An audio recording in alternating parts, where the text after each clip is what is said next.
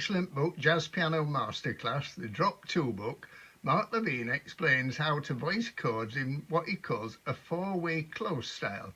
This is where the melody is harmonised by a four-part chord, all the notes being played with the right hand. So for instance, if we take a C6 chord, I'm going to voice that with each of the chord notes at the top, starting with C, then E, then G, then A, and then back to C. And you can see that all the notes are tightly bunched together under the melody note. He then talks about the pianist George Shearing, who made this sound a little bit fuller by doubling the melody note an octave below and playing this note with the left hand. So that looks like this.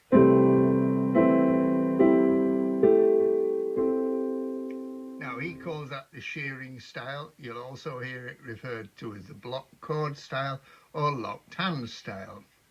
It then goes on to show how you can take a four-way close voicing and change it to a drop 2 voicing by taking the second note from the top and playing it with the left hand an octave lower.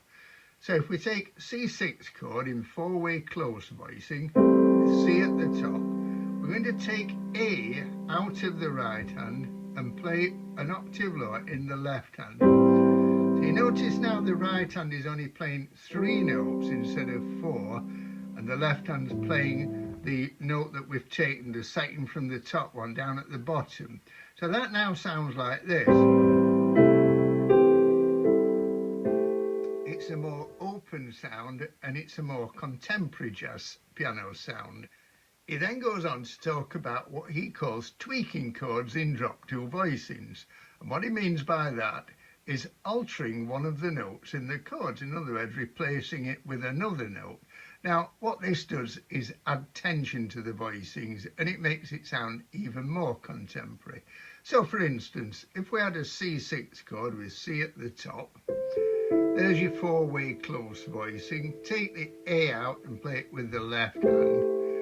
And then he would call this tweaking it. Instead of the E, play the D. Now the third is now missing, but if the chord has been implied sufficiently, it's not that important. And if you look at that shape now, we've got a perfect fourth from A to D, perfect fourth from D to G, and a further perfect fourth from G to C. So you've got this very contemporary fourth sounding voicing.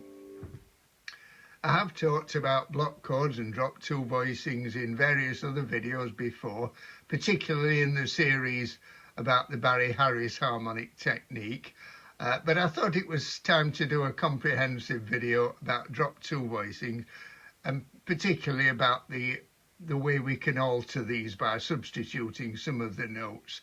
There is a PDF available for this video and the link is in the description below. And as usual, all the examples from this video are included in the PDF in all 12 keys. Let's look now at some of the drop 2 voicings with 1 or sometimes even 2 notes altered that Mark Levine covers in his book, together with some suggestions of my own. So first of all, we'll look at major 6th chords. Now, I've already mentioned the first one, which is where you take a C major 6 chord in drop 2 voicing with C as the top note and drop the third of the chord E to D, making a chord voicing which consists entirely of perfect fourth. Let's look at the next voicing, that one. Now what you can do here is take the A out, the 6th of the chord, move it up a step, and you've got a major 7th chord. It's a fairly ordinary major 7th voicing there, but it is very useful in drop 2 situations. Now we'll come down an octave for the next one and look at this voicing, and we're going to take the C, the root of the chord, and take it up a step to the 9th. And once again we've got a nice voicing consisting entirely of perfect fourth. Perfect fourth, E to A to D, D to G. So very contemporary sound, that one. And then we'll look at with A as the melody note. So once again, we've got a fairly straightforward C major 6 voicing there. Mark Levine suggests taking the 5th of the chord up to the 7th. So you get this nice little bit of dissonance at the bottom there with the major seventh and the root, but it's quite a pleasant dissonance. Remember that a C major 6 chord contains exactly the same notes as an A minor 7 chord. If I play a C major 6, take the A from the top, put it at the bottom, I've got A minor 7. And it follows that the drop 2 voicings that we've looked at for C major 6 can also be used for A minor 7. Let's look now at some drop 2 voicings for dominant 7th chords and see how we can alter notes there.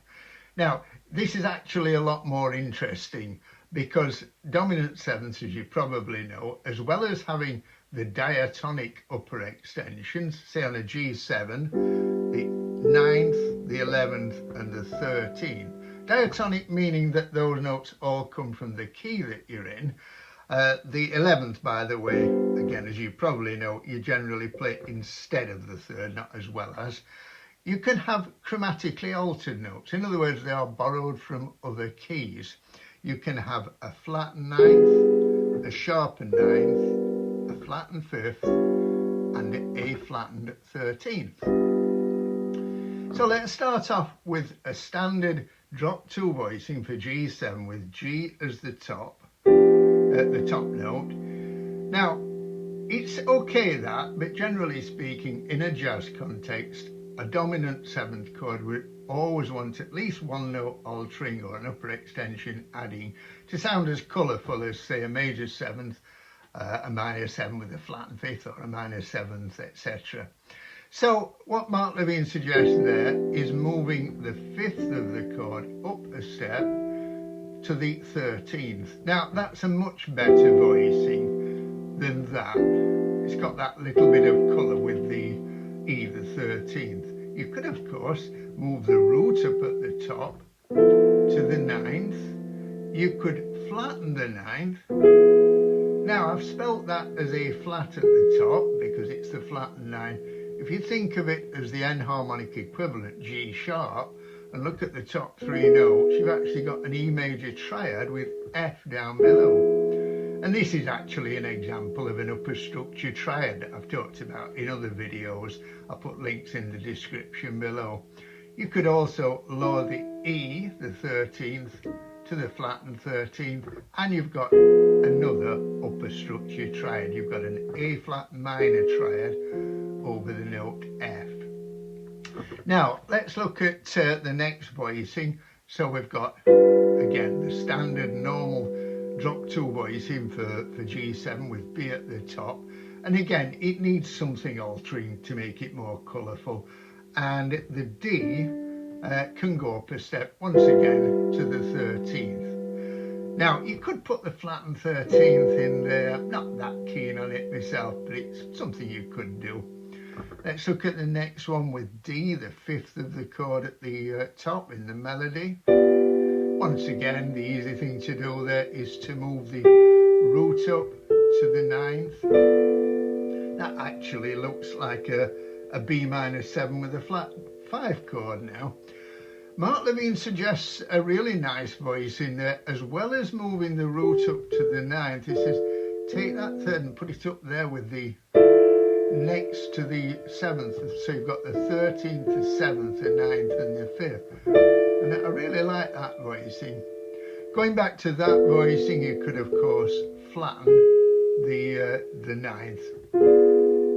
Okay, and then we'll go up to a G7 with F, the 7th of the chord at the top.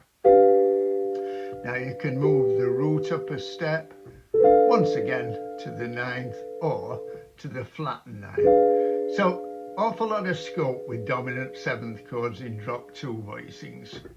Let's look now at diminished 7th chords in drop 2 voicings and see which notes we can alter there. Now I'm going to look at an A flat diminished 7th chord. I'm going to play it with A flat as the top note. The reason I'm choosing that particular one is I'm thinking in the key of C, and if I was to put a G underneath that, we'd have a G7 chord with a flattened 9th, A flat being the flattened 9th. And often when we play a diminished 7th chord, we're using it as a substitute for a dominant 7th chord.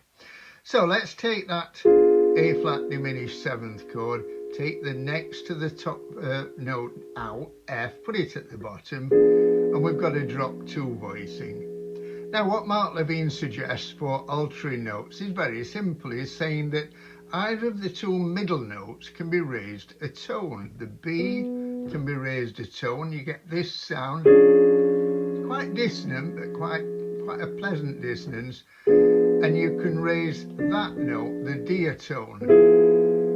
Now you might notice that that is actually the same upper structure triad, E major triad over F, that we just talked about on the dominant 7th. We've just arrived at it in a different way.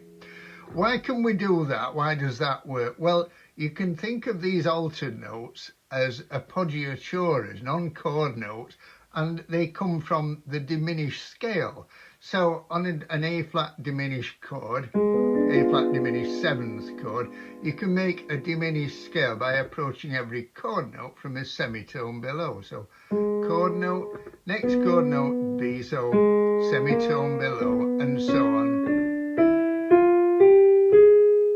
So these altered notes come from the diminished scale. You could resolve them onto the chord note, or you could resolve the E onto the D.